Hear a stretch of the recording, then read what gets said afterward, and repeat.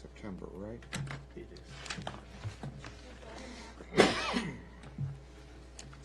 Okay, let's open the Haymarket Town Meeting for September 7th. Roll call, please. Weir, Here. Casanello, Here. Pater. Here. Larson. Here. Schneider. Here. Ramirez. Here. Morris. Here. Okay, we'll start off with the Pledge of Allegiance. I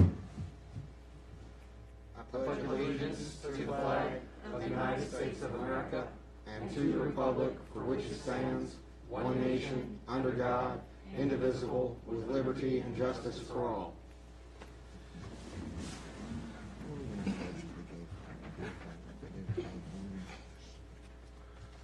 Next on our agenda is the invocation. It will be performed by Pastor Brian Johnson of the Haymarket Church. Welcome aboard. Thank you very much for having me. I just want to say we are very thankful that we get to be tenants here. We rent space here at the town hall, our office space, and we are thankful very much, as always, to get to partner with the town. If you'll center yourselves and take a deep breath.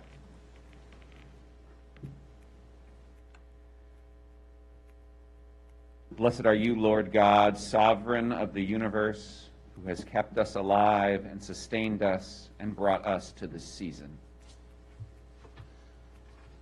We gather this evening seeking a calm center and wisdom for the work of building up our community.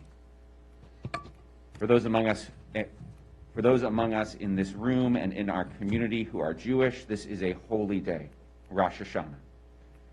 And so as some of us are marking the beginning of a new year, may all of us this day in our work commit to a new beginning of justice.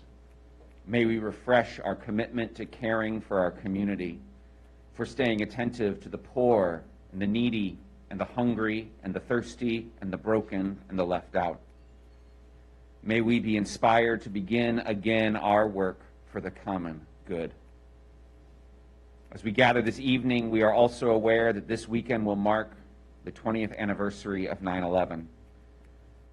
There are few words to adequately describe the complex emotions that many of us feel around that day.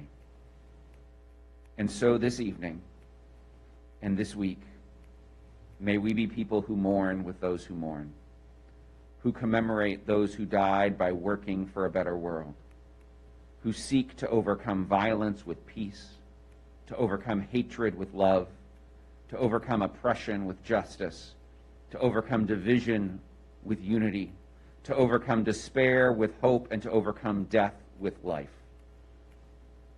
Too often, tragedy and violence in our world brings out the worst in us. May that not be so with us.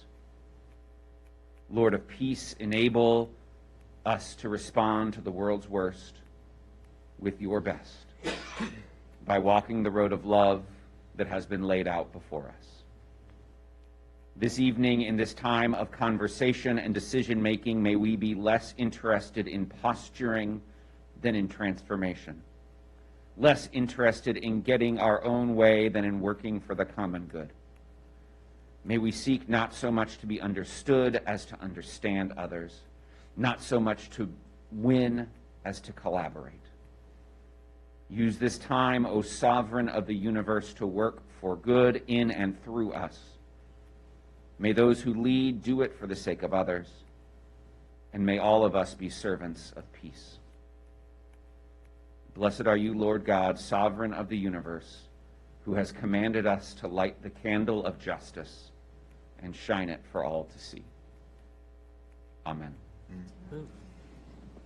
Thank you. Now we'll go to the next item, special recognition and presentation of appreciation. Thank you, Mr. Mayor. I would like to invite Officer Randy Anderson, if you could come to the podium for me, please. Mr. Mayor, council, staff, and guests. Officer Randy Anderson started with our department in August of 2006 as a reserve officer. For his first 2 years, he was still with the United States Marine Corps Reserves, and in 2008, when he retired from the Marines, After serving 23 years of active service and 4 years with the reserves, Officer Anderson then transitioned to part-time with our police department. Numerous times since becoming a part-time officer, Officer Anderson stepped up and worked the full-time hours while we searched for officers to fill the vacancy. And no doubt this came at personal sacrifice to Officer Anderson, having been married for 32 years to Kathy. 2 adult children, 4 grandchildren, ages 10, 7, 5, and 2.5. And over the last 5 months, he has really stepped up and has filled in the capacity of a full-time officer. On behalf of the mayor and the town council, fellow officers and friends of the Haymarket Police Department and the staff of the town of Haymarket, it is with humble appreciation that we want to say thank you for the tremendous work that you've given to our town and that you continue to give. And we do want to present to you a plaque of appreciation for that. Mr. Mayor, if I could just read what is written. Officer Randy L. Anderson, in appreciation and recognition for your loyal service and unconditional commitment to our community and dedication to the Haymarket Police Department.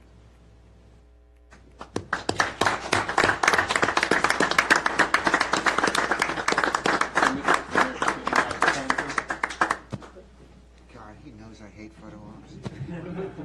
But you're dressed in custom today.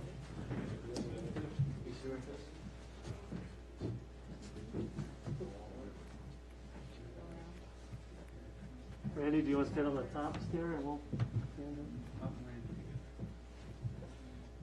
I'm almost slightly taller than him.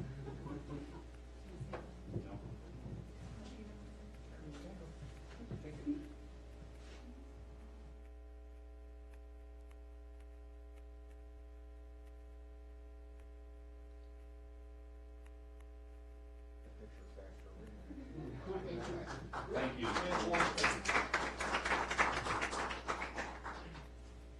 Mr. Mayor, if it's okay with you, I'd like to invite the officers here to take a picture with Randy. Please do. Thank you, Randy. Thank you for your Very much. commitment. Yes, thank you very much.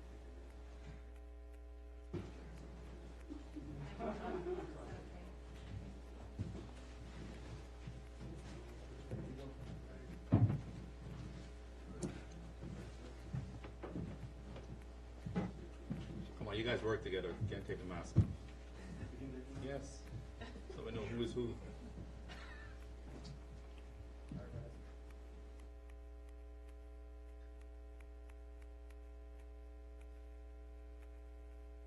Thank you, guys.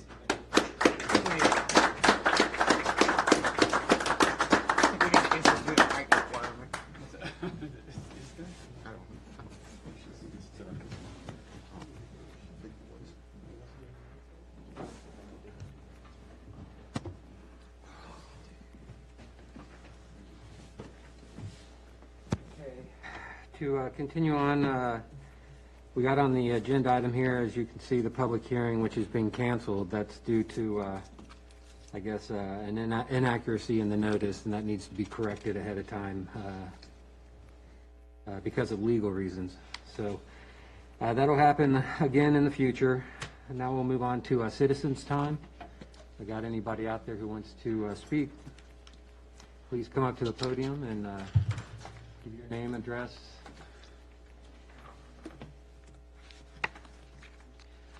Good evening, Jim Payne. You have my address on file. Everybody knows who I am. It's going to be very short because I did come to talk about the SUP, but that is canceled. But anyway, I was here and I did want to give a kudos to the police department. I did get a chance to meet a couple of the officers, not in their official capacity, which is good, but they did come and tour the shop, and I took them around and spoke to them a little bit. They met our person who lives there. They did a business check. They got familiar, saw the cameras. Obviously offered to help because we do get a view of Fayette Street, keep about 3 months worth of storage. I don't know if other businesses do that, but if anything happens on the street, we can help them out with that. So it was very nice to see them come around, and I welcome them. We'd like to get in more community, like with the police force, as we used to pre-COVID. At some point, we hope we'll be able to do that. And I believe the SUP, when they do their next public hearing, I think they might actually beat our record of how many public hearings they've had. When we did our project, a lot of you weren't on the dais, but we had a fair share. So, but I believe Melodon Group might actually take the cake, which is nothing I wish on anybody. But thank you for listening, and have a very nice night. Thank you, Jim. Anybody else?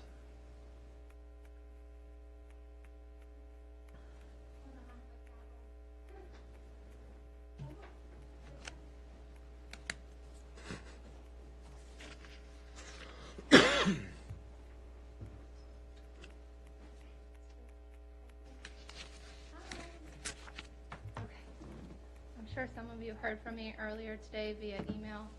I don't know who I emailed back. I'm not sure. Did one of you? Yes. Okay. Thought so. Okay, so I am here tonight just to speak with you guys about awareness to not just one cancers, but to all cancers in the town of Haymarket. So I am going to read a letter that I wrote. Clearly, I'm a single mom, so the kids had to tag along, but they feel very passionate about me. And the thing that inspired me to write this was actually my daughter asked me last year, she's like, why is everything just pink? You know, what about the color for my Grammy? So that kind of sparked an interest in writing this to you today. So just like you, human beings, I'm a teacher in Prince William County. I live about 2 minutes away from here. And I've single-handedly raised 3 humans here who go to school in Haymarket as well, right at Tyler. So I hope you enjoy listening to this. I'm writing this letter in memory of my mother, Nancy, who passed away at 10:15 a.m. on May 7, 2018, at just 53 years old. Let me begin by saying that I have been a proud resident, coach, friend, teacher at the Gainesville Haymarket area for about 6 years. In those 6 years here, I have watched my children grow up on the neighborhood playgrounds, served your officers lemonade. That's what they were just whispering to me over there. They noticed a lot of them. On many occasions, participated in town egg hunts, made friends, celebrated Haymarket Day, walked to local shops, and give business to those who need it. As a family, I can knowingly say that I've always supported our community in every way possible. Even during hard times such as the pandemic, we supported police officers, shopped local, and remained respectful, took pride in our town and our residents. Each year on October 1st, the entire town of Haymarket lights up pink. Police vehicles with pink hubcaps, bows all throughout the town, a walk to raise awareness, and a list goes on and on. I value your dedication to raising breast cancer awareness, and I have had far too many friends and family members, both male and female, suffer from this hard cancer. Luckily, they are all still here today to tell their stories, bring awareness to their symptoms, raise their families, make new memories, and continue their lives after their illness. What I respectfully ask you to consider is, why do we limit awareness to only 1 month and 1 cancer a year? Did you know that ovarian cancer is the #1 cause of gynecological cancer deaths, that 90% of diagnosed women are older than 40, and that over 200,000 women in the United States are living with this disease right now? September is not only childhood cancer awareness, it's ovarian cancer awareness month. And my hope today is to make a change. My mom was diagnosed in February of 2016 with stage 3C fallopian tube serous carcinoma. She gave a monster fight but still gained her butterfly wings with stage 4 ovarian cancer on May 7, 2018. At the end of her life, she was also diagnosed with another primary cancer in her body after many failed attempts and treatments for the silent killer, because that's what they call ovarian cancer, the silent killer. The symptoms mimic so many other things that women, even on this board today, endure monthly with cycles, giving birth, or menopause, but that's taboo to talk about in a room full of men. My children lost their Grammy far too soon, and they understand that September is the month of teal. Teal is the color we proudly wear to remember Grammy, to bring awareness to this taboo we have placed so unknowingly on ovarian cancer.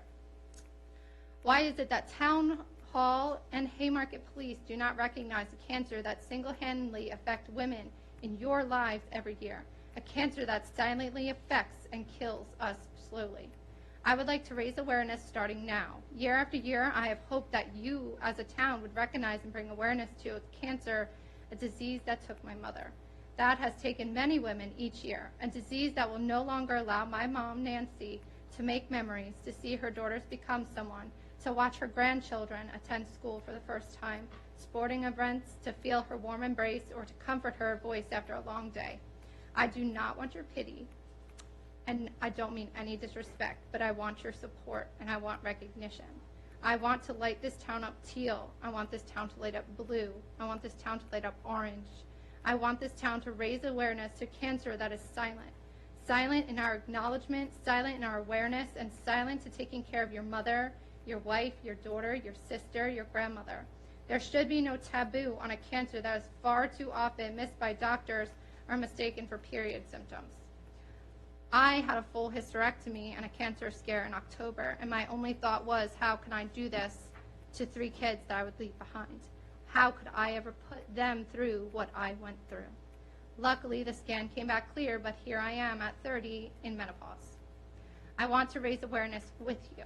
I want to hang teal bows, not sad ones that are just tied up and nobody knows what they mean. I will be honored to organize a walk for any awareness, any cancer that you give me. I want to see teal hubcaps. I want to see teal bows. I want this silence of gynecological cancer to go away. Let's talk about it, raise awareness about it. Ask your wife, ask your sister, ask your mom, ask your friends. Did you know that you can get an appropriate examination for ovarian cancer specifically? That there is more appropriate exam that gynecological doctor can perform to detect abnormalities in your whole reproductive system? Again, you are not given this as a woman. It is not a given right.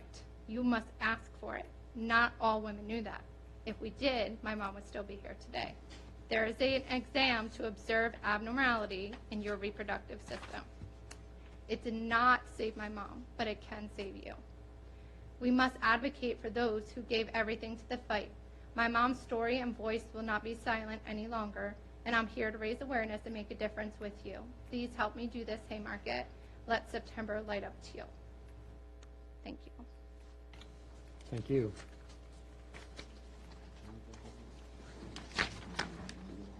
Yeah, absolutely.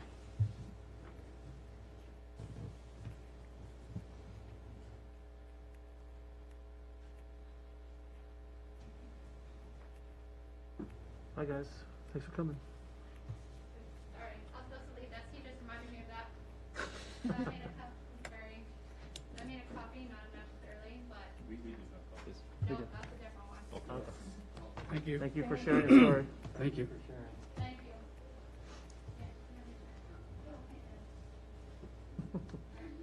you. Moving on. Anyone else? No? Okay. Then we'll move on to the consent agenda. Ask anybody if they want anything pulled out of this agenda to be addressed. Yes, Mayor, could we please pull the police liaison report? I think our police liaison has something to add. Okay, I got a police liaison. Anyone else? If it comes up during the appeal, I'll go over the ARB liaison summary then. Okay. I would like to, I guess, pull out the town administration report and the police department report myself. Any objections with pulling these 3 out? Okay. Then we'll move on. Mr. Mayor, Yes. given all of that, I would move that we adopt agenda items A 1 through 2, B 3 through 6, and C 1 and 3 through 5. I'll second that. Okay, got a motion and a second. All in favor of approving those reports? All right. Aye. Okay. So we'll move on then to the town administration report. The reason I pulled that out is because there were a few things in here that I definitely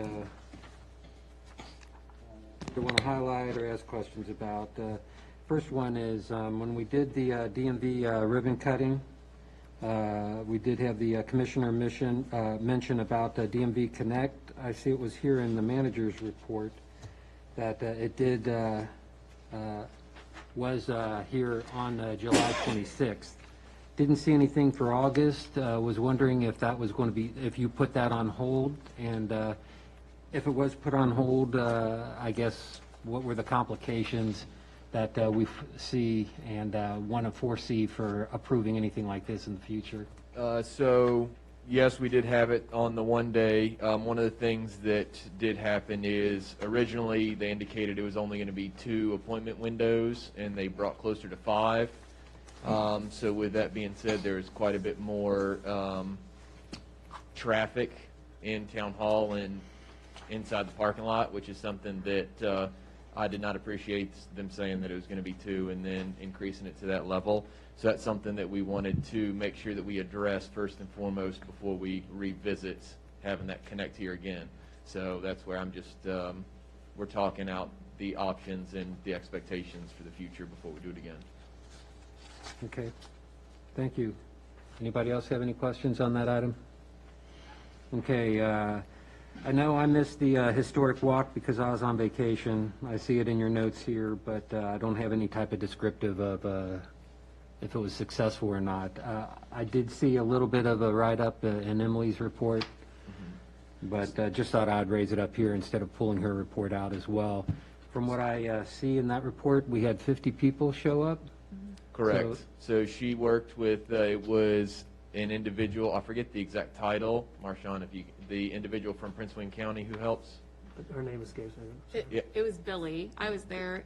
There was a really great turnout. There were about 50 citizens out there curious about our history, and it was really, really rewarding. One of our town residents who bought the McCormick House, he allowed the people attending to walk through his home and appreciate the structure and the historic value of his property. It was really very generous of him.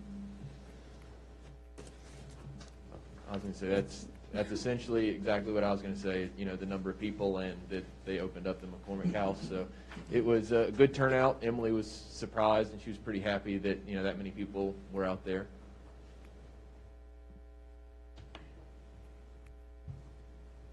Okay, thanks for the update on that. Another thing I see in here in the 23rd to 27th report, there was an inspection of the town park building, and there were some noted issues.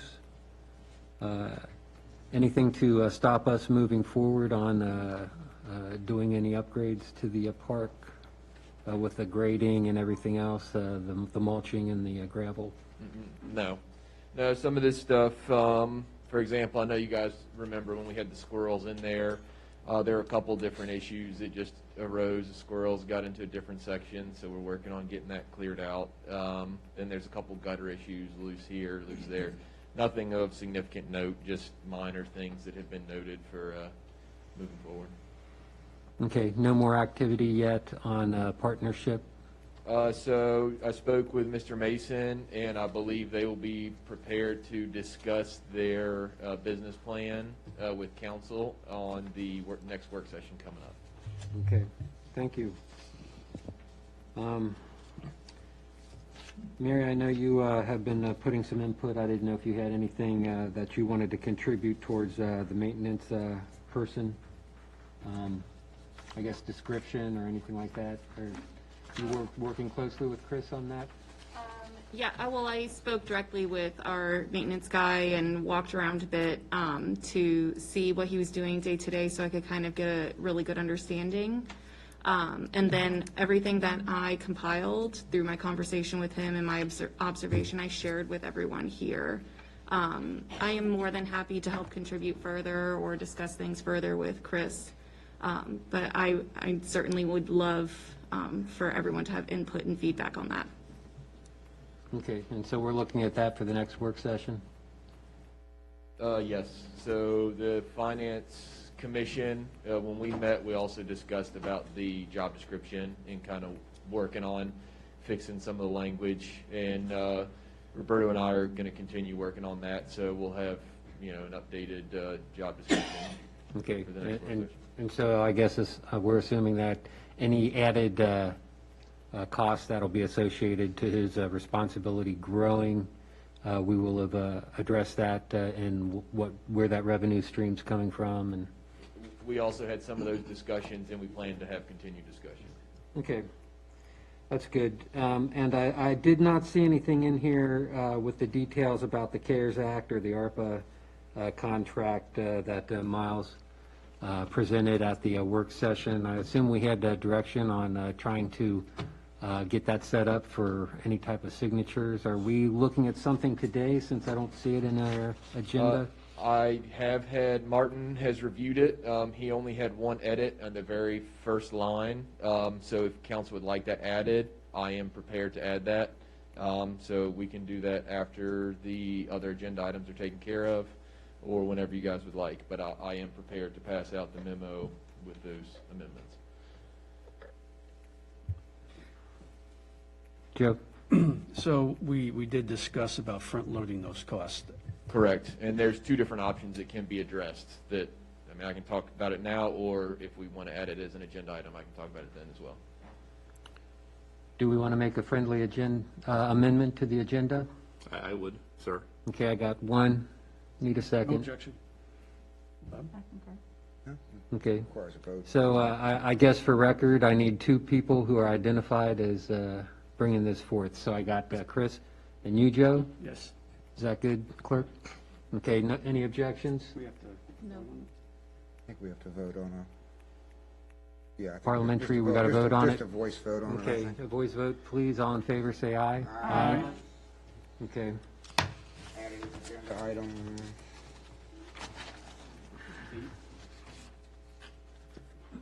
D, I guess, yeah. D1. D1.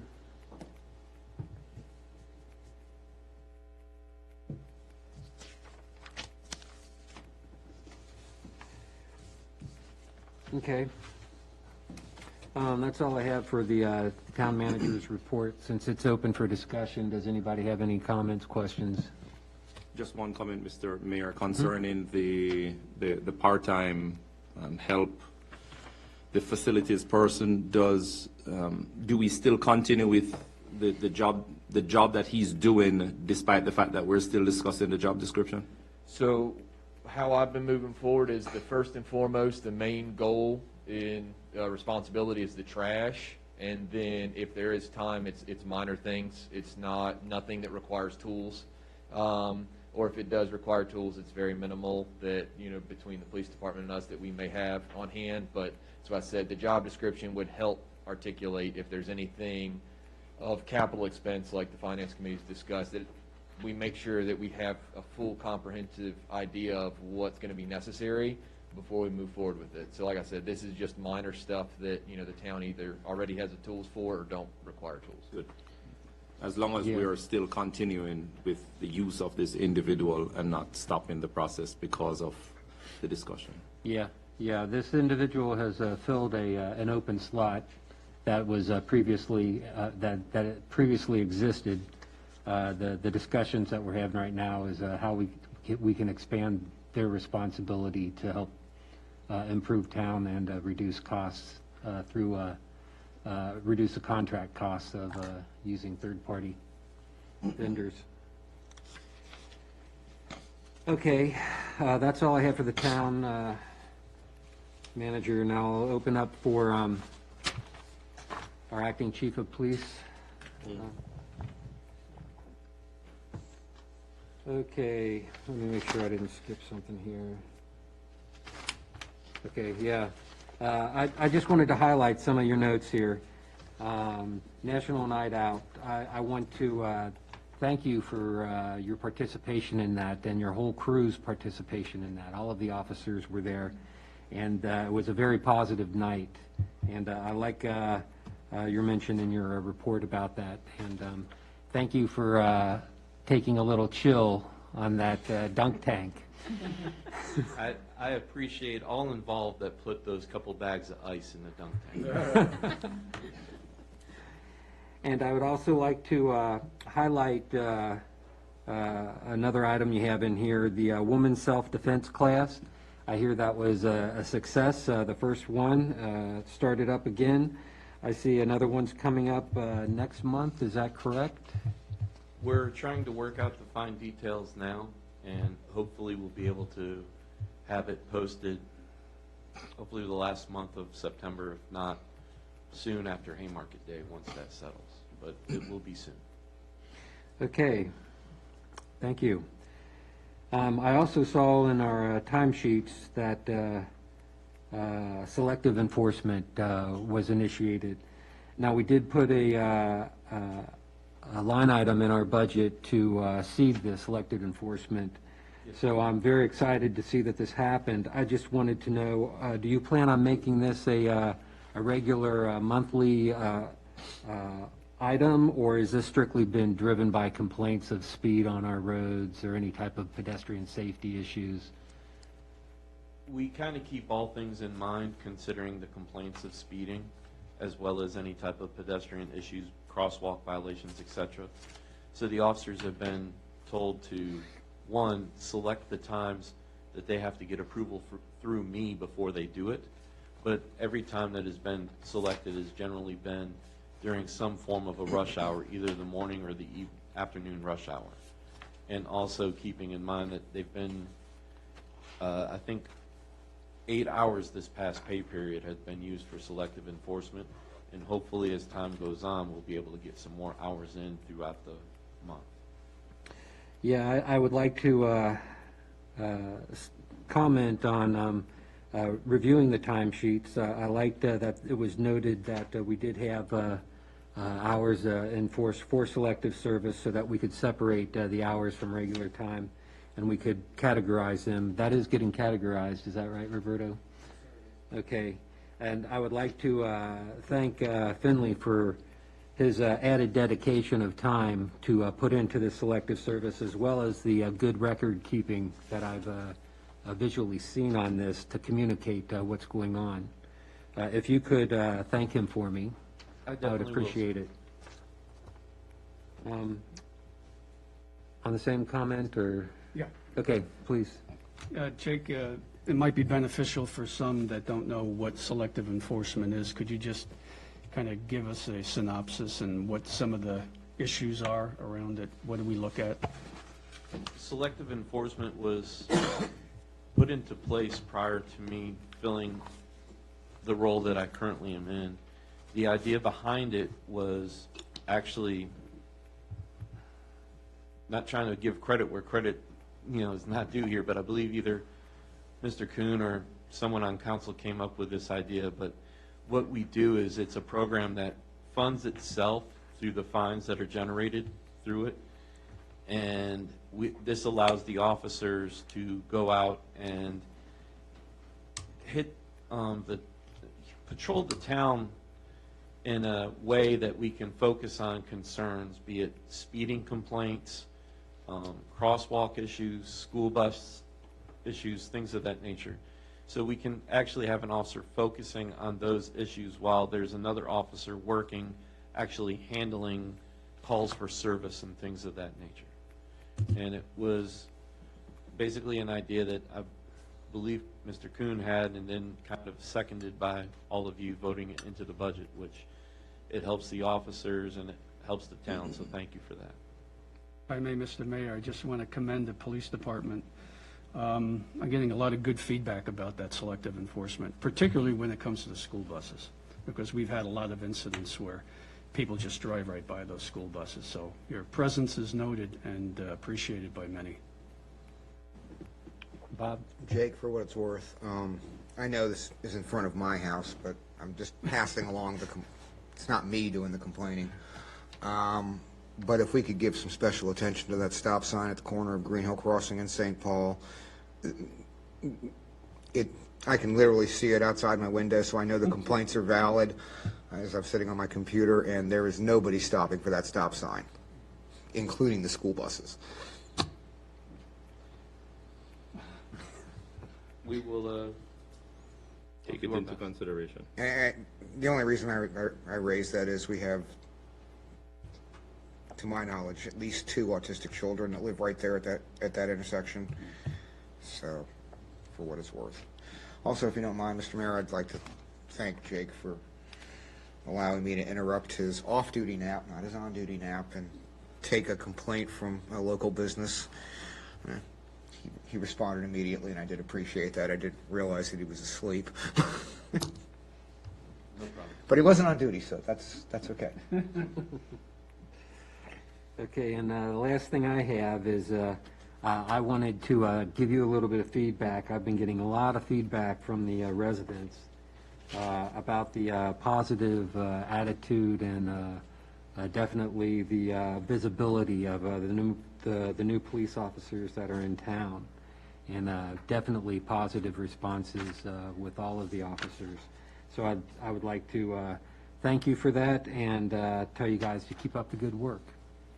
Thank you, sir, and we appreciate all of your support. Thank you. Okay, that's all I have. Anybody have any discussions on this? I mean, I could sing to the moon about how amazing our police department is. I was going to save my comments for my time, but I'll take my soapbox 15 minutes now. I have to say, I'm joking. Calm down. I love that you're doing so many in-person business checks. Like, I read that and I thought, wow, that's awesome. Getting out of the car and talking to people and, you know, whether it's patrons or business owners, that's awesome. Like, I love that. I love that you guys are focusing on trainings for bike school. We've always loved seeing you ride through our neighborhood and stop and talk to the kids because they'll talk your ear off if you let them. So I'm excited about all the things coming up, and I really do want to highlight what an amazing event you hosted at Next Level. Not only did you use a small local business to host this, you donated the proceeds in its entirety to a local nonprofit that helps homeless women and their children. So you guys should be really proud of what you've contributed to our community, and we're very grateful. That's all. Okay, any more on the police report? Okay. I wasn't going to say anything, Mr. Mayor, but since Bob raised it up, any calls at all to the police department should be routed through the 911 dispatch so we have a proper record of the calls. It protects our officers, it protects our town. So just make sure we keep that in mind, even though we have Jake's number on speed dial. Make sure we route it through our 911 dispatch for accountability. Yes, exactly. Non-emergency and emergency should be routed through the 911, and they determine whether or not it is an emergency and dispatch accordingly. Thank you, Mr. Mayor. Okay. We'll move on then. Next on the agenda is C2, the police liaison report. Mr. Mayor, thank you very much. This is a media release from the town of Haymarket. The mayor and town council are pleased to announce the appointment of Edgar Al Siebert as chief of police of the town of Haymarket. Mr. Siebert of Winchester was selected during a competitive process carried out over the past months. Chief Siebert has over 30 years of law enforcement experience, including diverse command-level experience with several sheriff's offices. His most recent position for the last 7 years has been the Chief Deputy of the City of Winchester's Sheriff's Office. Mr. Siebert will begin his duties during the last week of this month. I am pleased to welcome Chief Siebert to Haymarket. He brings a wealth of experience to our town, and we are confident his leadership, personality, and work ethic will be an excellent fit. In addition to Mr. Siebert, Haymarket employs 5 full-time and 3 part-time police officers. Thank you, sir. Jake. If I can add to that, I've known, he goes by Al. I've known Al Siebert for 15 years. You guys couldn't have picked a better person. He's really going to be a great leader, and I can't thank you all enough for picking him. Thank you. Well, thank you, and I must thank you for stepping up and taking over the acting role for as long as you have. You've done a lot to the town. You've contributed extremely well, and you have rose to the occasion, and I must commend you on your performance alone. You've gone above what was expected of you, and thank you for your service. Thank you.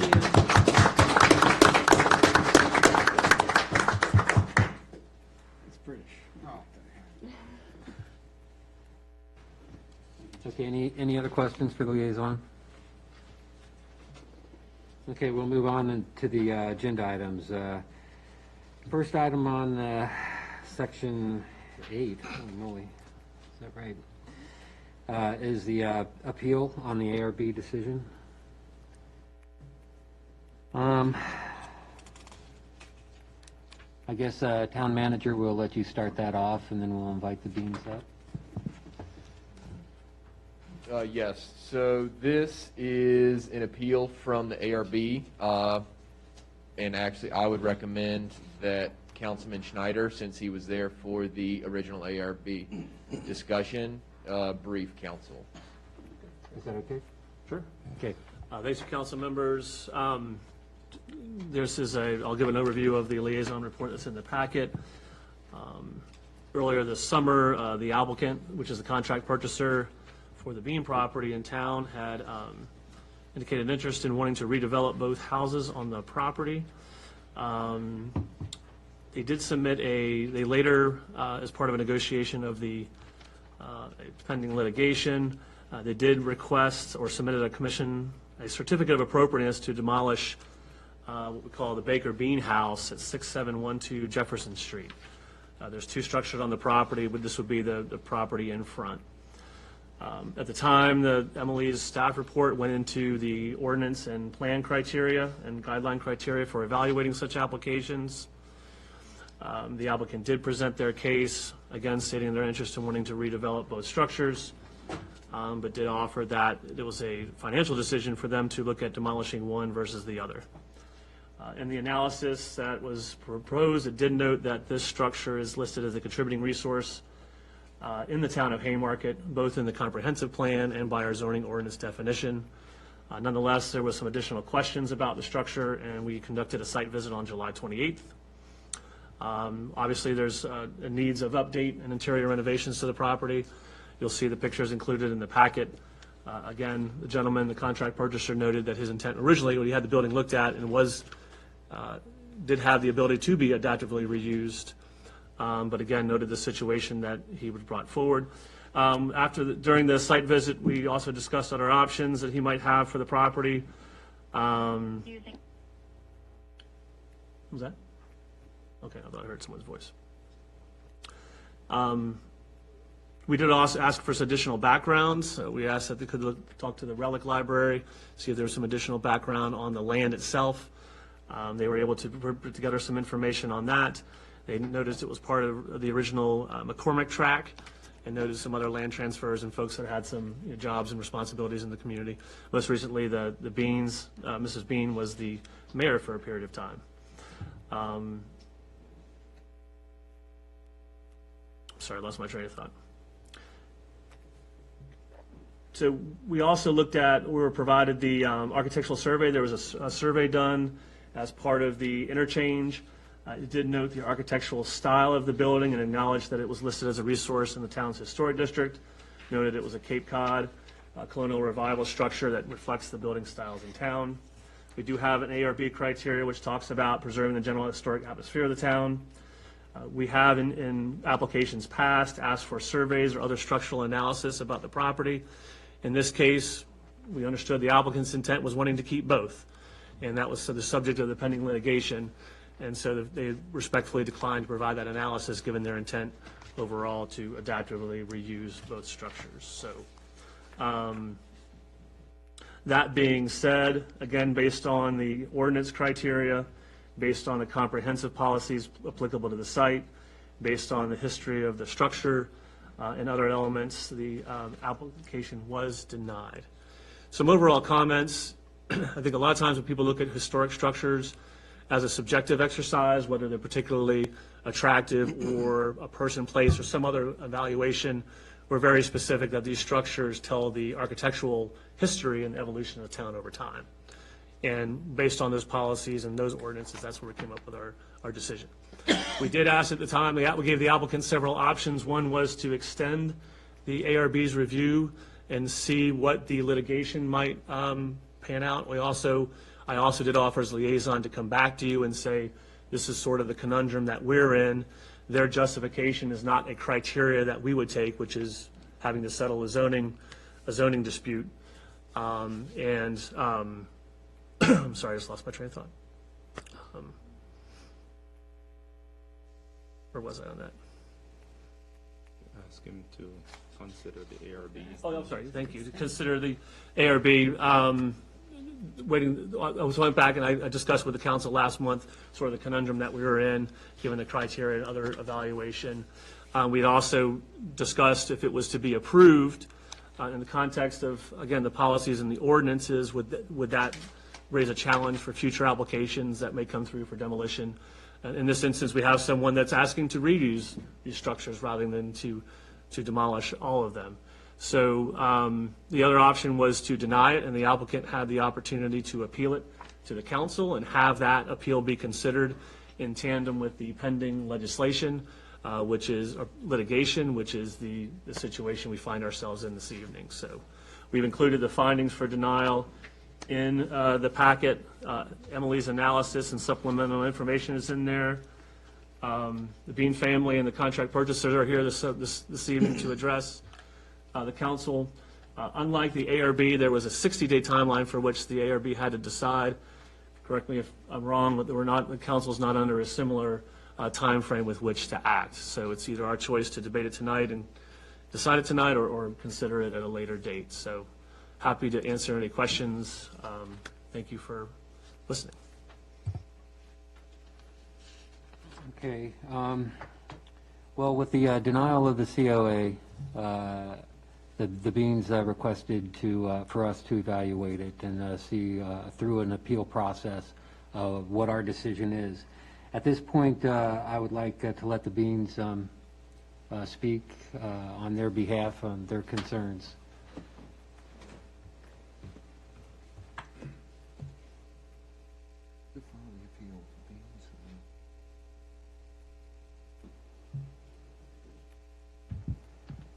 Good evening, Mayor Lewison, council members. My name is Bonaventure. I represent a company called Calyx Homes, and I am the person that originally approached the Beans to purchase the property with the two homes on it. I have put together a little narrative, if you don't mind me, and I've got a copy if you'd like to keep one.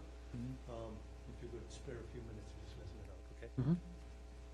Calyx Homes LLC is requesting the town council to overturn the Architecture Review Board decision to deny of the certificate of appropriateness, C as in zebra, P as in Peter, 07122021, for the demolition of a 1941 and a half story dwelling located at the corner of Jefferson Street and Payne Lane. The Beans, the owners, requested a zoning determination from the town of Haymarket for two dwellings located at 6712 Jefferson Street back in September of 2020. In a November 19, 2020 letter, the town planner in summary stated the 1940 dwelling was a legal conforming use and that the 88 dwelling was an illegal non-conforming use. And I'm only going through this if there's someone on the council who's new to this whole narrative. Continuing, that the 1988 dwelling was an illegal non-conforming use and could remain, but not as a residential use, and needed to remove bathrooms and/or the kitchen. The owners appealed the zoning determination to the BZA, or the Board of Zoning Appeals, who overturned the town planner's ruling in February of 2021 and stated both dwellings were legal. This council thereafter filed suit against the owners in Prince William County Circuit Court, requesting the court to overturn the BZA and uphold the zoning determination. The town attorney reached out to the Beans in a June 2nd, 2021 letter and stated that, in summary, that if the purchaser intends, the purchaser meaning myself, intends to remove one of the houses that would resolve zoning issue, we could all avoid court. I provided Emily with a copy of that letter at the ARB meeting. Calyx Homes LLC met with the town attorney and the town planner on Tuesday, June 22nd, 2021. And in that meeting, we have reached an agreement to demo the 1940 structure and keep the 1988 dwelling facing Payne Lane, allowing us to avoid court. In that meeting, it was stated we would need to fill out a COA for demolition through the ARB. Attorney Krim and Town Planner Lockhart both stated in that meeting that they were unaware of any historic significance and stated the following. Only reason why that old structure is considered historic is the age. It's over 50 years. There isn't, to my knowledge, documentation that any historically significant events happened with it or that has any particular architectural value. Both the owners and Calyx Homes LLC do not know of historic value, nor can we find any historic references. We went in front of the ARB at their July 21st, 2021 meeting, held a site tour with the ARB on July 28, 2021, and finally met with the ARB at the August 25th, 2021 meeting. Town Planner Lockhart made a recommendation to the ARB for approval of the COA, stating it is the town planner's recommendation that the structure be approved for demolition, as the overall financial burden the house could further create outweighs the contribution to the larger Haymarket historic aesthetic. The ARB ultimately denied the COA for the following reasons. The application is inconsistent with the stated purpose of the old and historic Haymarket district overlay. The subject structure is designated an historic building within the old and historic town of Haymarket, both by the age of the structure, i.e. 50 years old or older, and by zoning ordinance definition, i.e. designated as a contributing resource or structure by the town's comprehensive plan. The purpose of the old and historic Haymarket district overlay is to protect against the destruction of such historic resources. In reply to that, the town planner stated in our June 22nd meeting that the property had no historic significance outside of its age. The town attorney stated in our June 22nd meeting that the property had no historic significance, again, outside of its age, and it does not meet state or federal criteria to be deemed a historic reference. Number two, the application is inconsistent with the town of Haymarket comprehensive plan per table 16 of the plan. Historic building inventory 6712 Jefferson Street, historical name Baker Bean is designated historic and worthy of protection in the town of Haymarket. The plan states historic structures are important because they contribute to Haymarket's sense of place and provide tactile lessons on the cultural influences of the community. The plan also cites historic resources as fragile and non-renewable. If they are destroyed, the loss is permanent. Again, this statement does not state why it is designated historic, just states that it is designated as one. Number three, per the Virginia Department of Historic Resources Architectural Survey form, the historic context of the structure is 1940s domestic architecture, and it is acknowledged as a contributing resource to the Haymarket Historic District. The colonial revival / Cape Cod style structure reflects the evolution of building styles in the town over the town's history. To that, per the VDHR report, October 2012, the architectural resource is typical of the mid-20th century in Prince William County, and in the opinion of the surveyor, should not be considered individually eligible for the NRHP under criteria A, B, C, or D. In addition, there is no known association with important people or events. The design and workmanship are undistinguished, and the materials stop. This is all in the report. The resources, however, considered a contributing resource to the Haymarket District VDHR number 233/5002, according to the map accompanying the PIF. The district was determined not eligible for listing on the NRHP by VDHR in 2004. Again, no historic significance and stated as a contributing factor to the Haymarket Historic District, but no reasoning on why or how it is. This architecture is typical of the mid-20th century in Prince William County the design and workmanship are undistinguished and the material stout. Number 4, the further matters to be considered by the ARB, the continued existence of the subject structure will preserve the general historic atmosphere of the town. The structure's position on the lot contributes to the town's historic streetscape along the town's southern gateway. This statement is vague. What elements and key factors will preserve the general historic atmosphere of the town? Again, this statement lacks facts. Number 5, the application materials do not sufficiently describe alternatives to demolition and why such alternatives and/or rehabilitation of the structure is not considered feasible through building surveys or other structural analysis. Application materials describe conditions and require remediation similar to other historic structures in the town that have been adaptively reused and are reasonably expected to have a market value that exceeds rehabilitation costs. Further matters to be considered by the ARB, these rehabilitated structures promote the general welfare consistent with the listed criteria. I submitted a COA because the town attorney and the town planner had a meeting with me on June 22nd, 2021, where we agreed to remove the 1940s structure and it would resolve the lawsuit brought on by the town council. Now, if the town wants to spend this additional money for these reports and surveys, you're certainly welcome, and I said that at the ARB meeting as well. And secondly, I am open to rehabbing both properties, as Mr. Schneider, Councilman Schneider had mentioned. But against it, against the wish of the town attorney and the town planner, who I'm assuming that had direction from the town council to reach out and talk to us about removing the one structure. So we have a few options here. I mean, obviously it's pretty obvious. The town council either rescinds the lawsuit and the BZA decision stands.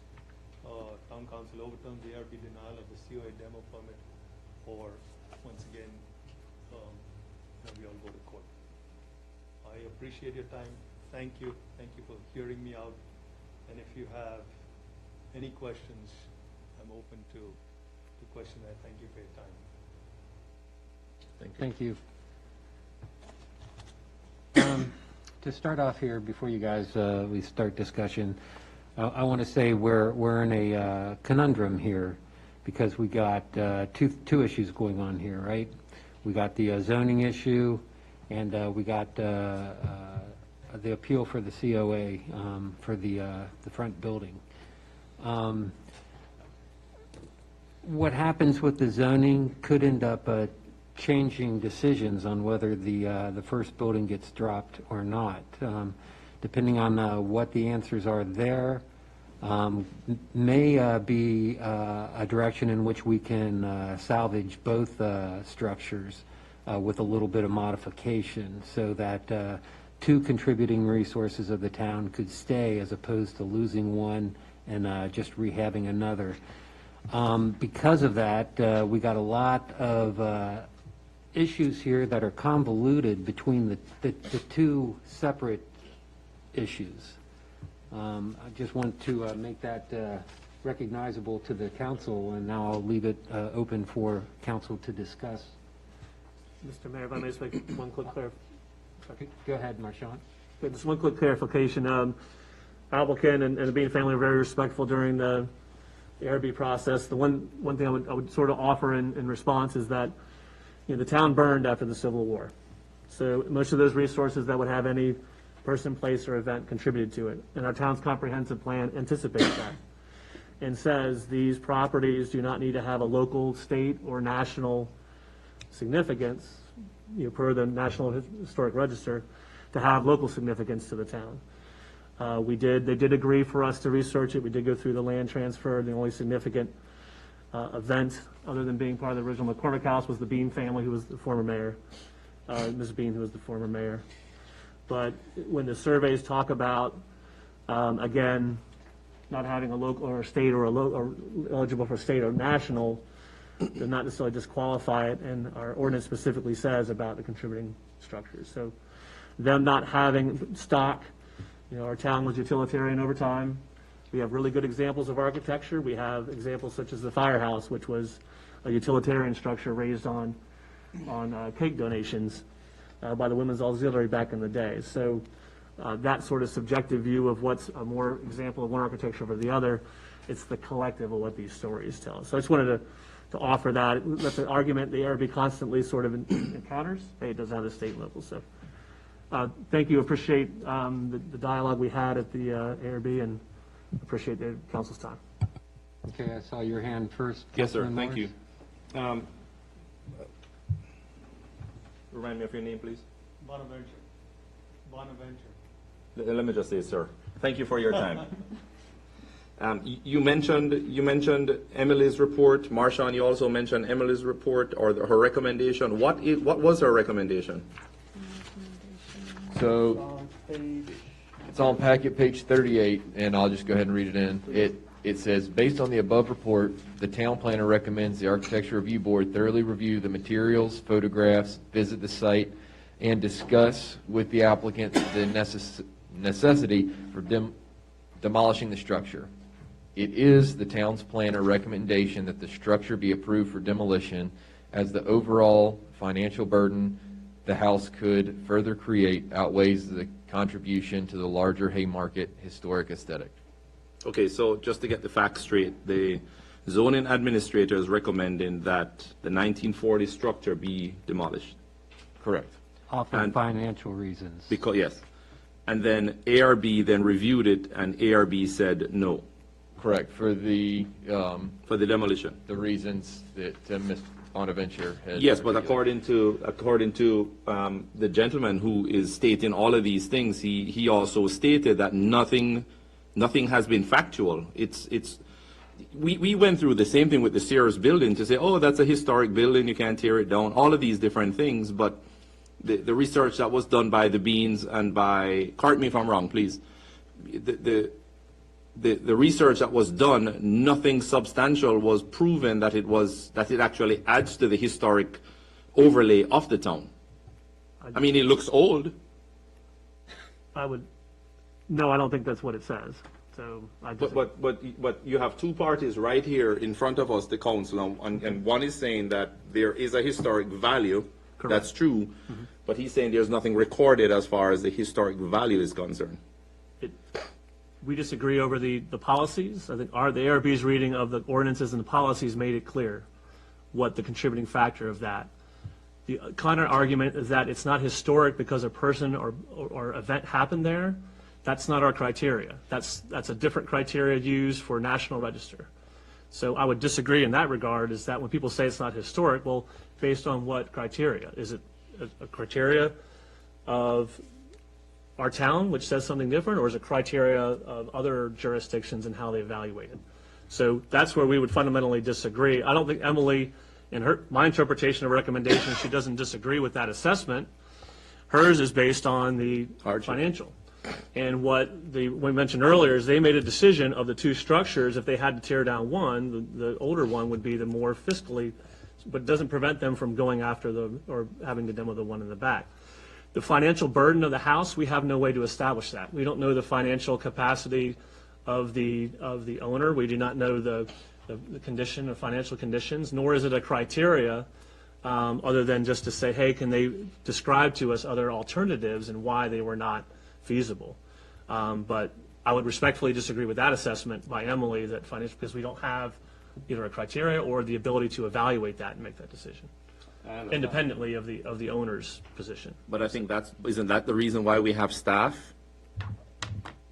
Yeah, we have commission, we have boards, but the reason we have a staff is to do a recommendation. So, yeah, for us, we can disagree with the staff when they bring things to in front of us, but we do need to pay particular attention to what they're saying and why they're saying it. I mean, we at least owe them that respect. Understood. Okay. Can I just point something out to you, Chris? If you look at the statute, the BZA was supposed to look at the zoning administrator, and essentially the zoning administrator should be deemed as the decisions that they make should be honored, essentially. That's not the language, the specific of the language, but essentially that's what it means. And the BZA didn't honor that. The BZA overturned that. So we can't cut it both ways here, is what I'm saying. Either, if we're going to accept the zoning administrator decision, then, that's what it is. But that's not what we're saying here, right? Yeah, I'm not saying to accept it. We have to take it into account, what her recommendation is. Of course. But we also have a 5-0 decision by the ARB in saying that, no, we're not going to provide the certificate of appropriateness after having gone through all of the information, not just by the zoning administrator, but also by folks going over to look at the building. My question is, have they done an engineering assessment of this building? Well, as the gentleman said earlier, they declined because why would they put that effort in? We can do it on our own accord. There's a suggestion we could do it on our own accord, but that, given the interest. Certainly within your purview to request it. Correct. Okay. So, Chris still has the floor. So is what we're discussing not doing anything on, and let the court case go through, or contemplate on affording the residents to demolish the front structure, the 1940 structure? Is that what we're contemplating? Well, that's an option that hasn't been suggested on the dais yet, so. But it was suggested by our attorney on our behalf, given to the Beans. True? I guess having neither Emily nor Martin here tonight to offer their points there. But we do have a letter. We have a letter from the attorney offering it to the Beans to demolish the 1940 structure and then everything. Is that correct or no? No, it Just isn't. offer what structure to. Just one of the It just says structures. one of the structures needs to go down to satisfy the zoning requirements of an R1, is that R1? Correct. The issue was two residential structures. By removing one structure, it meets the zoning ordinance because only one residential unit's on there. But So is it's that their true? discretion. But is that true, given the fact that we're in an appeal process right now? Correct. With the circuit court. Now, the BZA may have approved or overturned the decision of the zoning administrator, but who's to say that the circuit court is going to overturn that? So it seems to be like we're getting out in front of ourselves here by trying to make a decision until such time as we have. Unless the decisions that we make on the dais would stop the process of the appeal of the circuit court.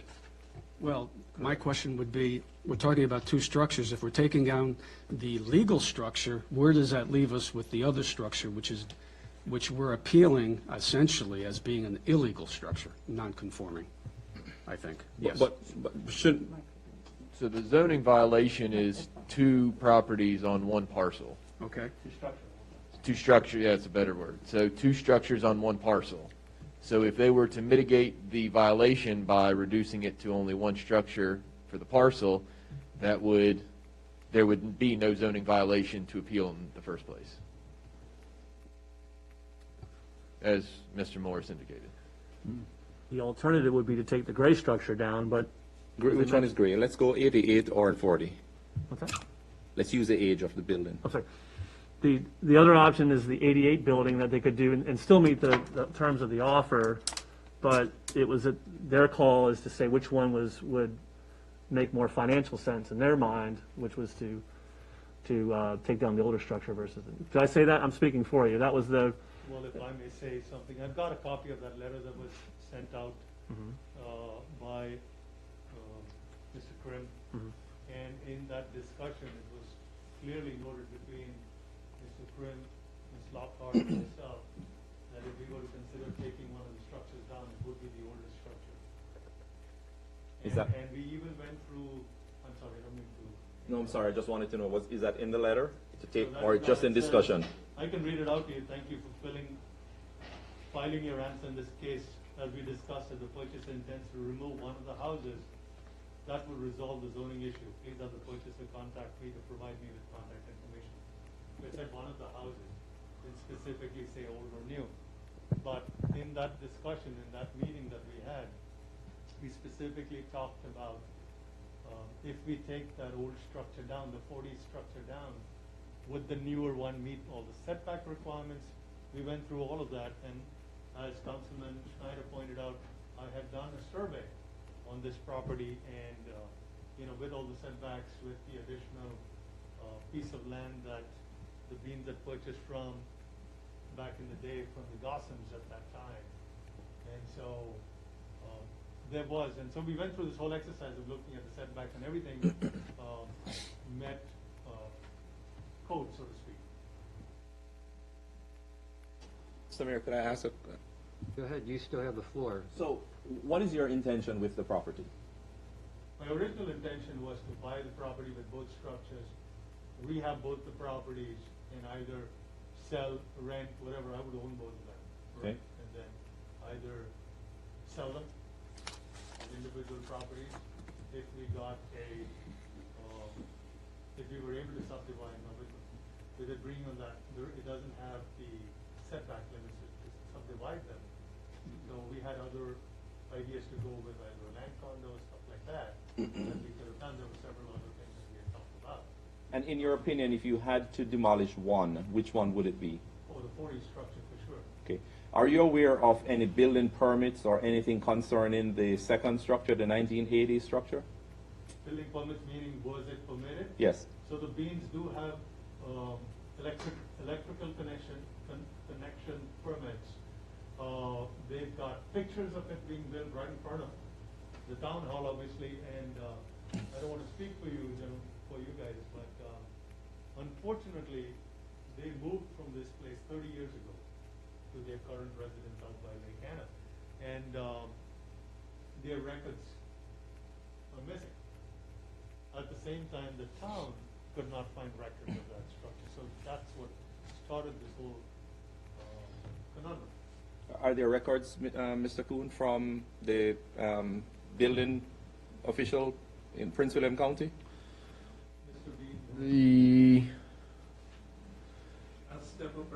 The building official had Probably indicated. to Miss. The building official had indicated that 6712 Jefferson Street was in the 911 CAD. Originally built in the late 1940s. The addition was built in 1981, and that it had the town of Haymarket Historical Society considered the original structure a historical building, but that was it. They did not have anything for the 6712B Jefferson, which is the 1988 structure. All that it had was that town council approved an addition to the standalone garage, and that was where the mayor owned the property. There's no permits, inspections, approval that could be found. And I will just add that under the Virginia Building Code, the Virginia Fire Code, and the Virginia Property Maintenance Code, it is the responsibility of the homeowner to maintain those permits. It's not the town. So if this exact same thing happened in Prince William County, they would not have the permits either. Or they may, but they more than likely would not have the permits. So just for clarification. So what you're saying is there's a destruction schedule for those permits? There's no, for the retention schedule? Retention Yeah, schedule. I believe the county maintains it for 3 years, if I'm not mistaken.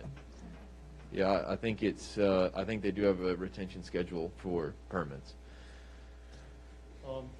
May I? So for any tradesman to do any work on any structure, he has got to see a permit, and those permits have to be legally displayed in the front window, or they wouldn't have had the electricians or plumbers or anybody perform any work if there were no permits pulled, either from the town or the township. You gave me an extra, no, Um, me too. Mr. Bean has got.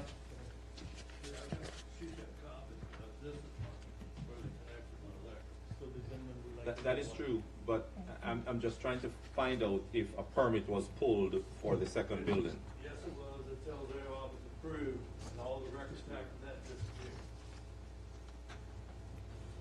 disappeared. And Chris, do you think with this, And I got a sworn affidavit from the chairman of the planning commission back then, where they approved. Well, no, John Berger did all the inspections, yeah, but he but they didn't get back on.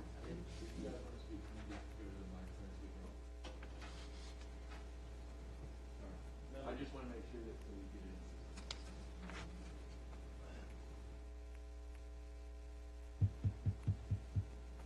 we applied for a building permit. We were issued a building permit. We did everything just like any other resident of the town would do. We got all the inspections. I had my electrician. If we got to go to court, I got some more people for witnesses. But, I mean, we're trying to avoid that. The attorney wants $50,000 to go to court. And I know it. I just can't afford it. Time it's over with, I'll have to just sign the deed to the house. Okay. I mean, I've already invested.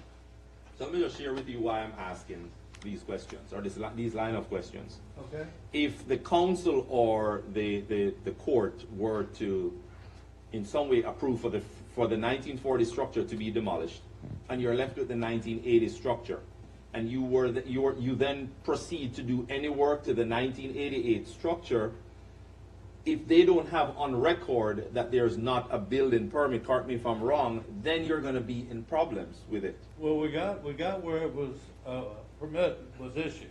But I'm talking about Prince William County. Prince William County had nothing to do with it. But now Prince William County. Now they do, yes, but everything before they took over has no bearing on it.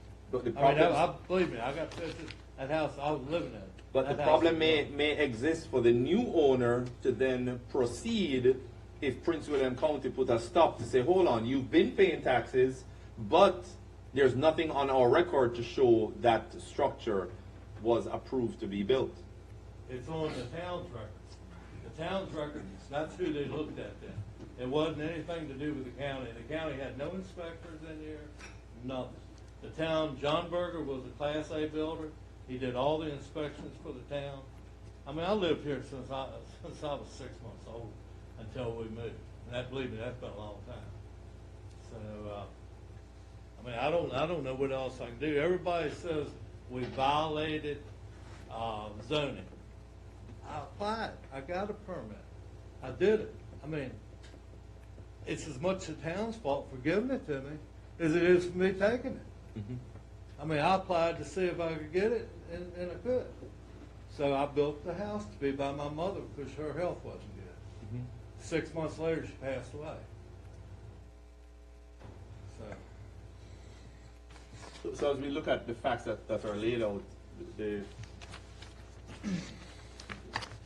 as a council, we are contemplating if that's the direction the new owner wants to go in demolishing one of the structures, the 1940 structure.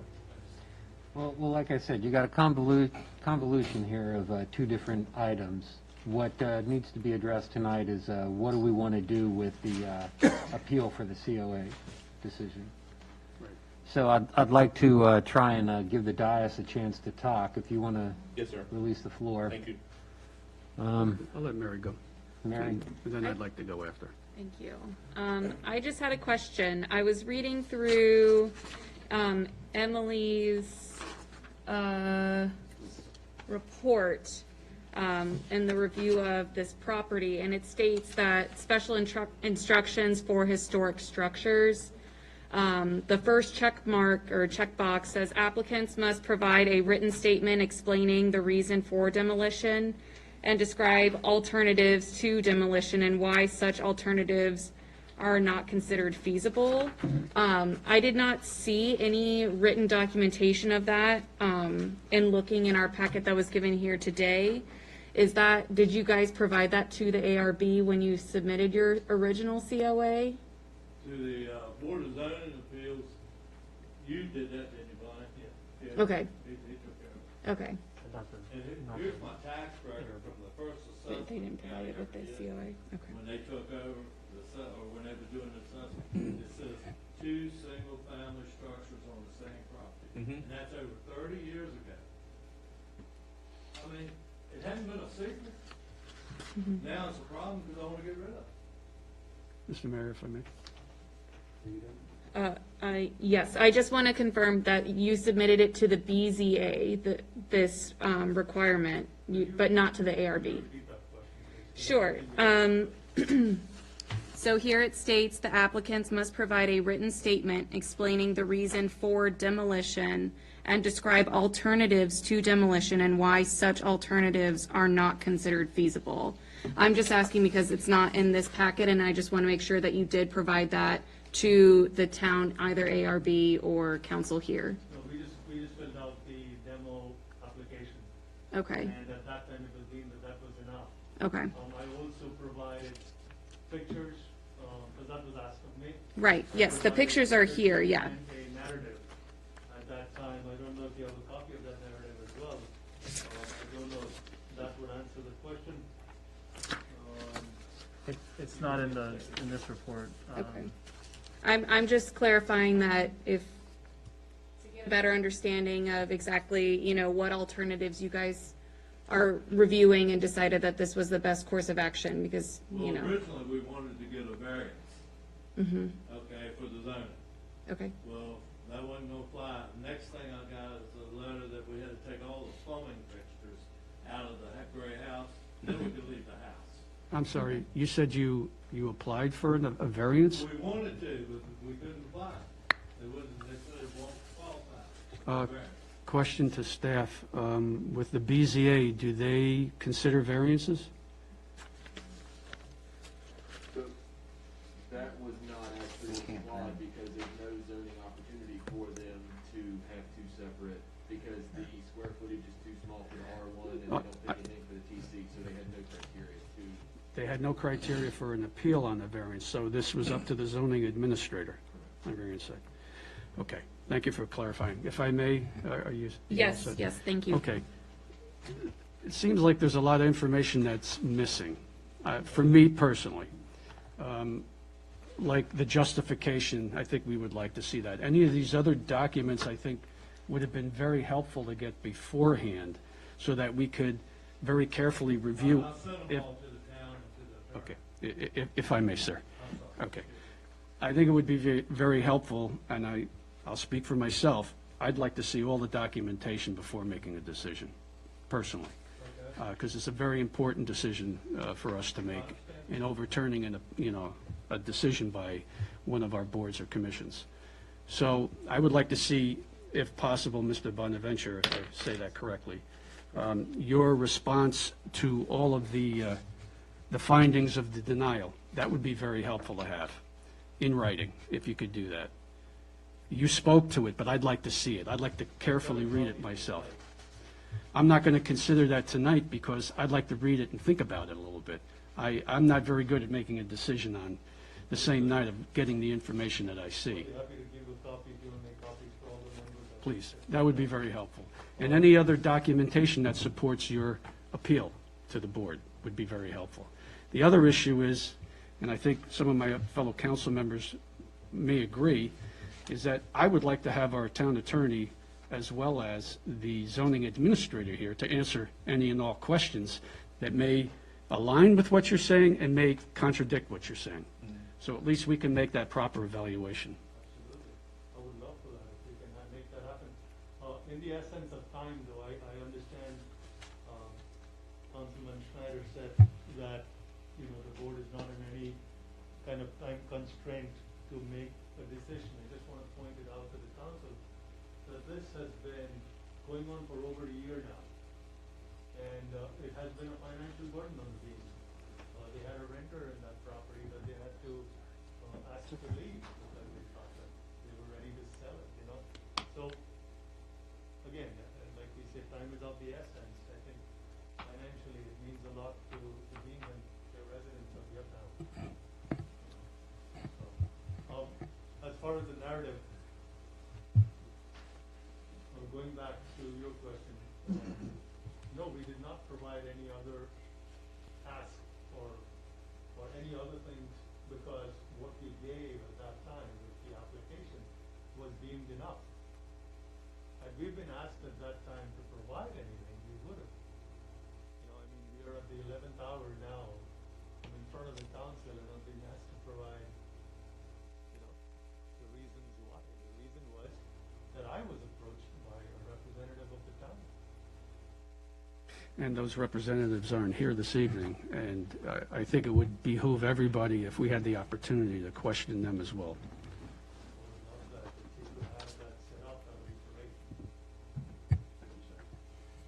Thank you. Okay. You done? Yes, I'm done. Bob? All right. Just to recap, it seems like we're here because a BZA action that I don't agree with was appealed to the court, and an ARB action was appealed to the council. and I've got more questions now than I did when I walked into the room. Seems like the application for the COA was incomplete, at least in my view it was, but that's something that I'll have to address with staff later on. With respect to the financial burden to the property owner, again, my understanding is that there are provisions under the state code that address that circumstance in a period of time.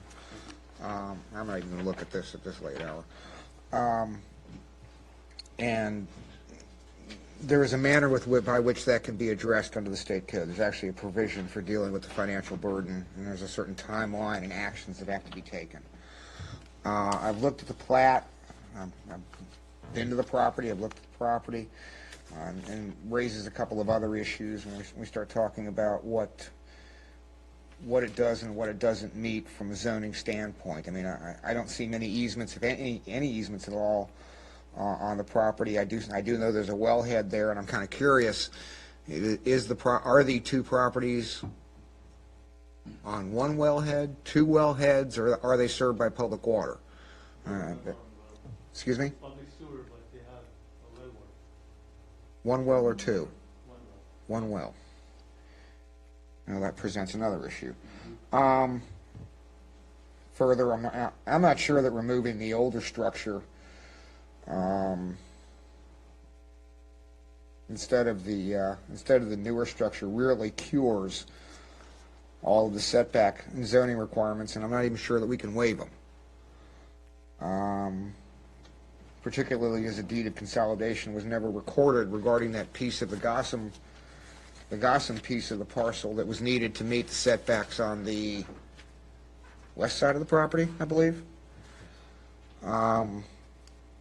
Similarly, I'm not aware of any direction from this town council with respect to the assertions that were made by the town planner or the town attorney.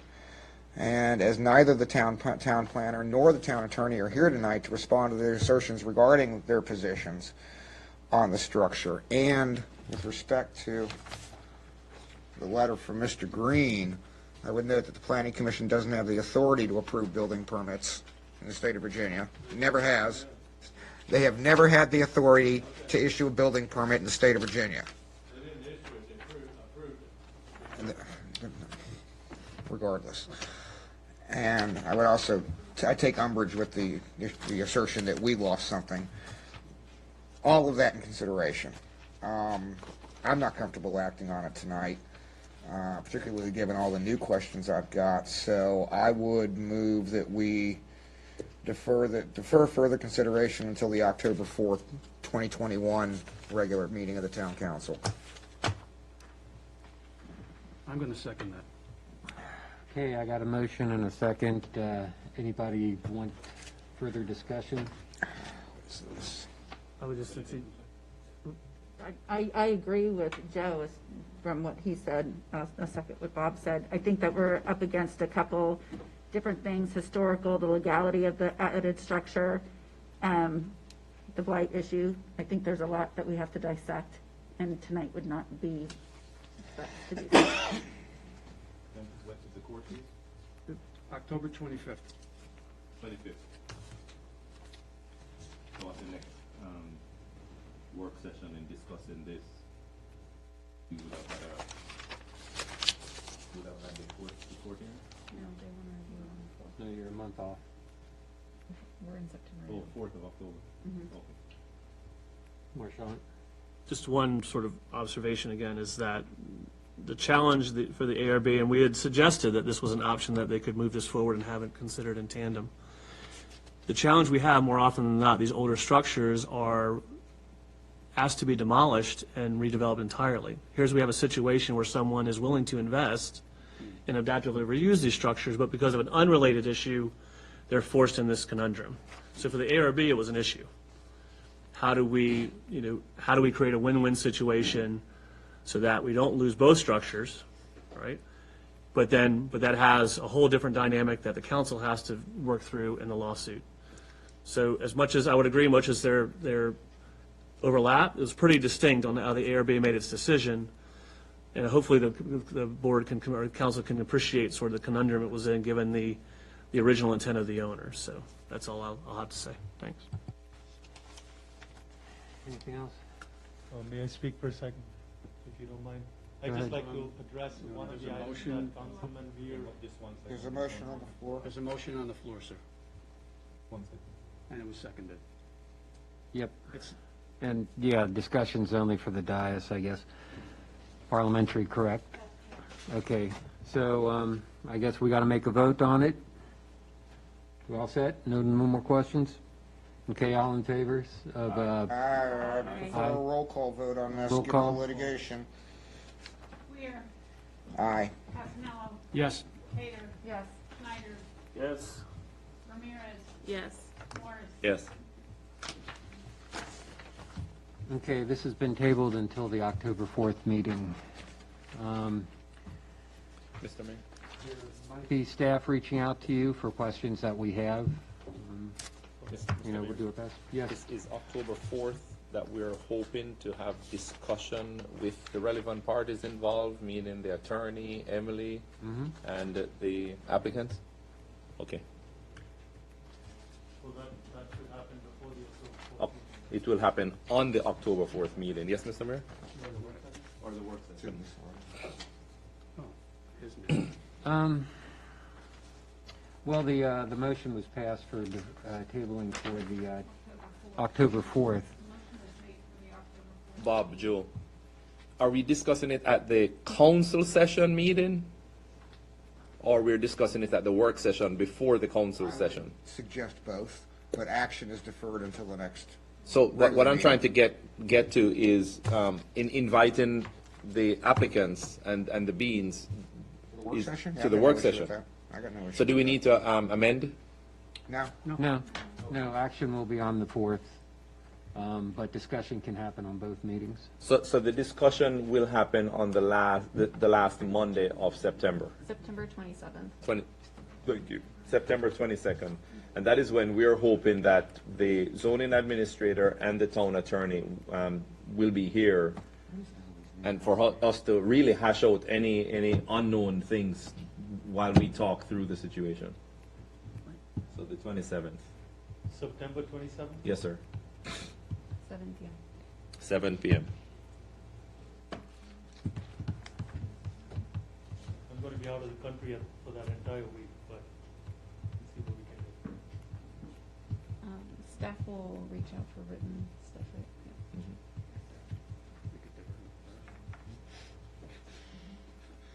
Yeah. Okay. Now we'll, No, nothing. okay, next on the list is the ordinance for the meals tax. Go ahead.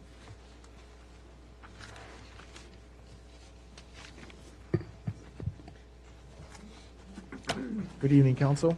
The ordinance in front of you, 2021-001, is as discussed our last work session concerning the free meals tax weekend on the weekend of Haymarket Day. I don't know if there's any further questions. I feel like we did discuss it at the work session. Vice Mayor, would you like to make a motion, Vice Mayor? I always get nervous. I motion that we accept the meals tax-free weekend on October 16th and 17th of 2021. Ordinance 2021-001? Yes, that one. Ordinance 2021-001. I got a motion? I second. Okay, we got some new faces here, motioning and seconding. Congratulations, people. Okay, since we did our share of discussion of this at the work session, I don't think nothing's needed here, so let's put it up for a vote. All in favor? Clerk to call the roll. Yeah. She's making copies. Thank you.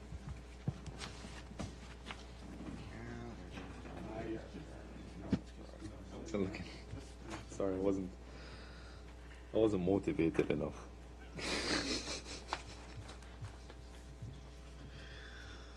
We're on motion hold. Did you guys want to take a recess while they Well, take Ken copies? still has to put the stuff on polled, right? Okay. Yes, please. Aye. Casanello? Aye. Hager? Yes. Schneider? Yes. Ramirez? Yes. Morris? Yes. Okay, motion passes. Thank you.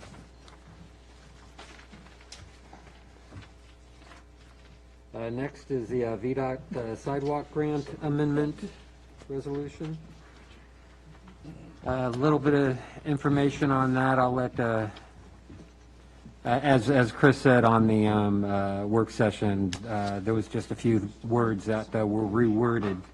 Now, I have had discussions on the council with questions of why are we going through with this if we're going to do a design-to-build direction that we gave the town engineer. The thing that I see possible here is if we do this in parallel, there's an opportunity in which we do send the RFP out and get a decision for a design and build that we could put triggers in it to pay at certain times. And if this comes up and gets approved, it may fall right in where we're triggered to pay, and we can actually use the 80/20 contribution to pay it off, even with the contract that was negotiated and awarded beforehand. So I did want this to continue in parallel. So if we can get a vote on whether to amend this and submit it. So motion, please. Okay, Mr. Mayor, I move to approve the amendments to Resolution 2021-012 as presented. Okay, I got a motion and a second by Vice Mayor. All in favor? Say aye. Aye. Aye. Actually, it's got to be a Call? roll call. Another roll call, huh? I guess so. Aye. Resolution. Casanello? Aye. Hager? Yes. Schneider? Yes. Ramirez? Yes. Morris? Yes. Okay, that moves forward. Man, I'll tell you what, I'm glad I have a parliamentarian here because I surely don't seem to understand Robert's rules. Hopefully I can brush up on it. What's that, 600 pages? Yeah, it didn't get smaller. Yep. Just ask for a vote for everything. Really?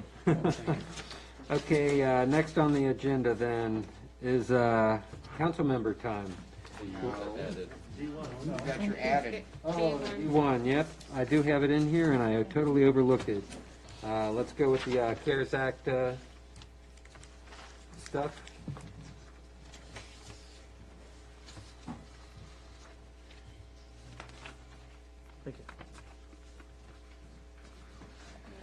Okay, I know this was handed to you, and I know Councilman Pasanella doesn't like things that are handed directly to him, but this has been floating around for a while, so. Do I have any questions on it before we put it up for approval? Does the amended contract address the payment up front? So this is what I wanted to reference earlier with Councilman Pasanello's question. As you can see, the only thing that changed is literally that first line is the only thing that was amended by the town attorney. And then he did say that there shouldn't be a problem with the full upfront payment. However, if we would be more comfortable, and I've also contacted the contractor who would also be amenable to it, that if we wanted to amend the terms, so instead of $1,000 a month, it would be one lump sum payment upon signing. They would be amenable to that, so that way if council would feel more comfortable with that change So personally. if you guys would like that, then we can make that amendment, and I think the motion still stands. I'm good. In that case, I would, what do we need to do? Mr. Mayor, Yes? do I get to? Yes, All right. go ahead. I move to approve the amended contract with Miles Friedman for Economic Development Service. As amended. Amended and Oh, discussed. as amended, I'm sorry. Wait, I second. Clerk, was that understood? Okay. So I got a motion and a second by Vice Mayor on record. So I guess might as well round table it. Weir? Aye. Casanello? Yes. Hager? Yes. Schneider? Yes. Ramirez? Yes. Morris? Yes. Okay. that moves on. Now I can continue on with council member comments. Bob, you're up on the list first. The only thing I've got is I had to go to McCourt Center today, so I grabbed a hold of the county executive's office, and I have gotten some level of confirmation that Public Works will be contacting us in the very near future to come and address our stormwater systems that we've identified with issues. Hopefully, that will be sooner rather than later, and I will keep the heat up. That's all I got. Okay. Who else is on the list? I was going to go around the table, but I might as well follow the agenda, right? I think I'm. It is the same Joe, way. you're next. Okay. I really appreciated Pastor Brian Johnson's invocation this evening. Appreciate the fact that he recognized that today, Rosh Hashanah, leading up to Yom Kippur on September 15th and 16th. Best wishes to all of our friends in the Jewish community for an easy fast, and may you be sealed in the book of life. I also appreciated the fact that he talked about 9/11, a very pivotal moment in our nation's history and something that we'll never forget. And 20th anniversary, let's hope that we all never forget going forward. Also, last thing, Jake, I was going to say it before, but I really appreciate all the hard work you put in. You just stepped up. You got us through a lot of challenges, and from me to you, I really appreciate everything you did, and looking forward to you working very closely with, I think it's Big Al? Absolutely. Yeah. And just thanks a lot. Thank you, Mr. Mayor. Vice Mayor? I echo Councilman Passanello's statements. Thank you to all our men and women for their service. Thank you very much. And the next business roundtable is September 14th. I'll keep it short. Thank you. Okay. Me next? Okay. Ditto on the kudos. You're feeling a lot of love tonight. Thank you for what you've done and how you've led. I know that effort's not always clear, but we've gotten really positive feedback from the community. So still would like, my wife's still interested in doing a calendar with cops cuddling companion animals, do that a fundraiser. I think they're already competing for which months they'll appear in. Aren't the officers cuddly companion animal? No. There you it's go. not. As most of you know, I had served in Afghanistan and developed many relationships with the local Afghan population. Hearts go out to as the country figures out its path forward, but those Afghan refugees that are here, if there's an opportunity to support them, please do, either financially or through donation or something like that. Haymarket Day is coming up, so I put out to volunteers. Long Street Commons will be representing, as well as it does here on the dais. We will be providing the staff assistance, and we'll be doing the setup, as we always do. So look forward to that. But please get your hold of your friends and neighbors. Encourage them to at least reach out to town hall staff. There's something we can have them do that day. And it's nice to be able to hang out with your fellow citizens. Lastly, I talked to the mayor today. Emily was married over the weekend, and she's now Emily Karazi. Thank you for answering the question of the night. Congratulations, Emily. Emily, this doesn't come off. But I did ask the mayor if we could send flowers out of his budget to Emily from the council, if no one has any objections to that. So, yes, congratulations, and that's all I have for this evening. Thanks.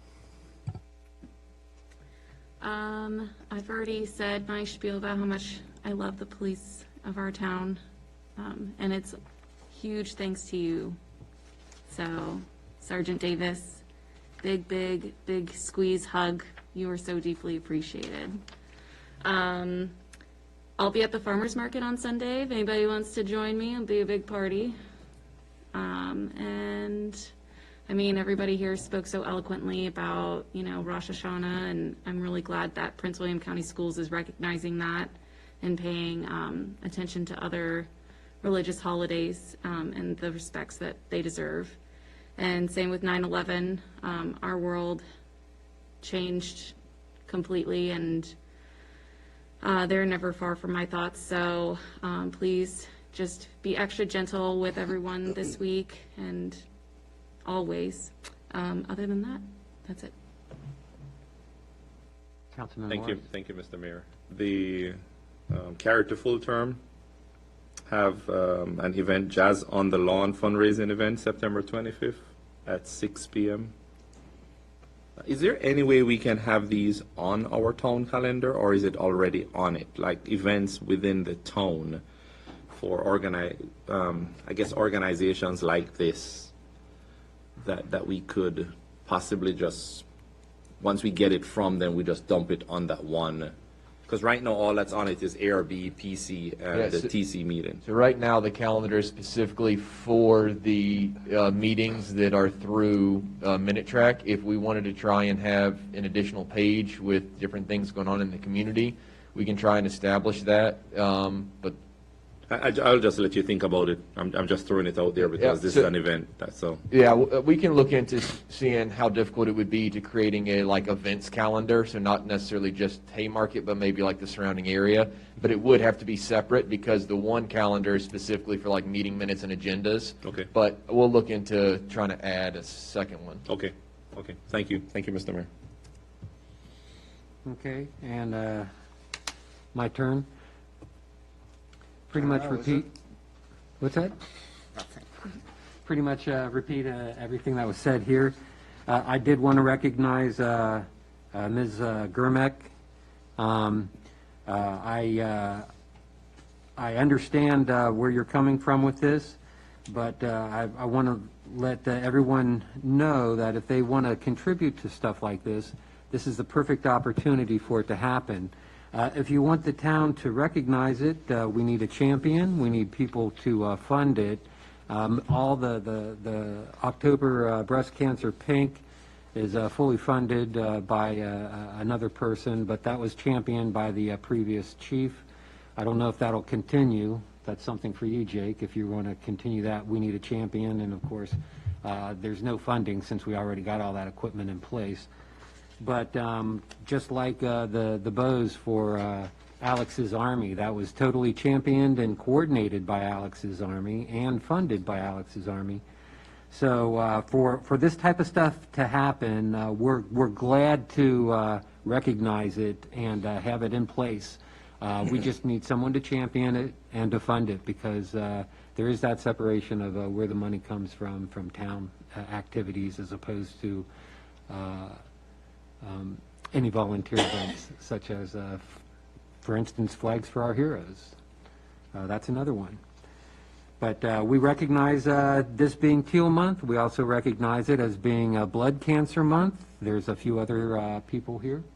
You have a comment to make? I just wanted to remind council, the mayor and I had discussed about potentially doing some Facebook posts about the different awareness.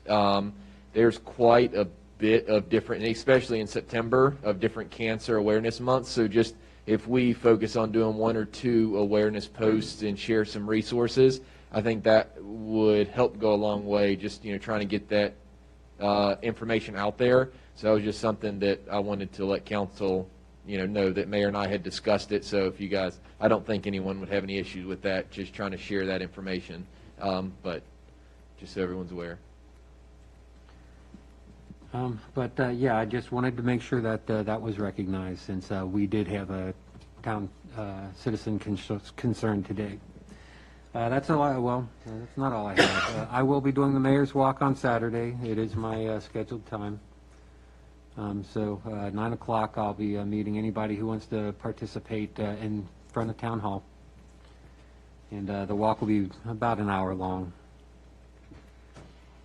That's it for me. Something better than flip-flops, right? Yes. Okay, so next agenda item. Please read, Bob. Mr. Mayor, I move the town council convene in closed session to discuss the following. As permitted by Virginia Code Section 2.23711A1, a personnel matter involving the salary of specific public officers, appointees, or employees of the town, specifically dealing with the Office of the Chief of Police. Also, as permitted by Virginia Code Section 2.23711A3, a matter involving acquisition of real property for public purposes, and as permitted by Virginia Code Section 2.2, 3711A7, consultation with legal counsel or briefing by staff members or consultants pertaining to probable litigation involving Haymarket Property Group, and as permitted by Virginia Code Section 2.2, 3711A8, consultation with legal counsel regarding specific legal matters requiring the provision of legal advice by such counsel relating to contractual obligations resulting from separation from town employment. I'll second that. Litigation, did you say potential litigation APG or potential litigation Bean Baker? I think you should include both, just so it opens up I will amend opportunity. that, I will amend that one to, as permitted by Virginia Code Section 2.237A7, consultation with legal counsel or briefing by staff members or consultants pertaining to probable litigation involving Haymarket Property Groups and the pending case of Bean versus the town of Haymarket, where such consultation or briefing in open meeting would adversely affect the negotiating or litigating posture of the town. I will second that. Needed to redo it anyway, because I left out a sentence. Okay. You're fully good then, Bob? I'm good. Okay, and we got a motion then. All in favor? Aye. Aye. Okay, yeah.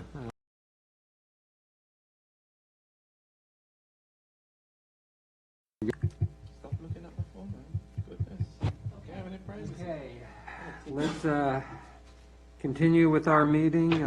Please go for an attestation by Mr. everybody. Mayor, I move that the town council certify that in the closed session just concluded, nothing was discussed except the matter or matters specifically identified in the motion to convene in closed session and lawfully permitted to be discussed in a closed session under the provisions of the Virginia Freedom of Information Act as cited in that motion. I second. Okay, you got a motion and second. Roll call, please. Weir? Aye. Casanella? Yes. Hader? Yes. Person? Yes. Snyder? Yes. Ramirez? Yes. Morris? Yes.